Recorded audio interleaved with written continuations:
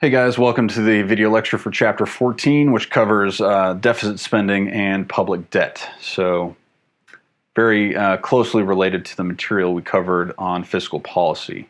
It involves government spending and taxation and everything that goes into that.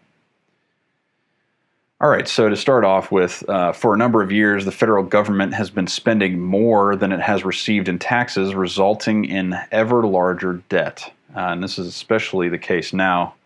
The annual interest payments on the debt are projected to more than double between now and 2025. And in fact, I think these slides are from 2018. It's probably even a worse scenario now that we've had this coronavirus pandemic. All right, so in this chapter, we're going to learn how growth in these interest payments has begun to constrain the portion of tax revenues that the government can allocate to other things like public goods. Okay. So for our learning objectives, we want to first be able to explain how federal governments, how their budget deficits occur, and also define what public debt is. We also want to be able to evaluate the circumstances under which the public debt could be a burden to future generations. We want to be able to analyze the macroeconomic effects of government budget deficits. We also want to be able to describe possible ways to reduce the government budget deficit. All right, so here's our outline for the chapter. If you want to, go ahead and pause the video to take a look at it.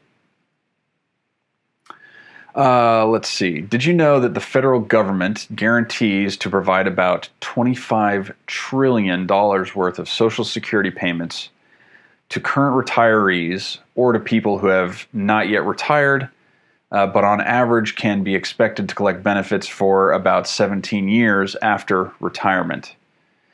Now, nevertheless, the government does not list this $25 trillion among its current debts.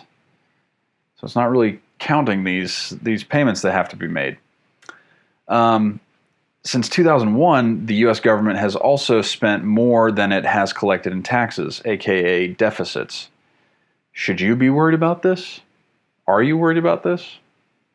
Why don't we use this as our discussion question? All right.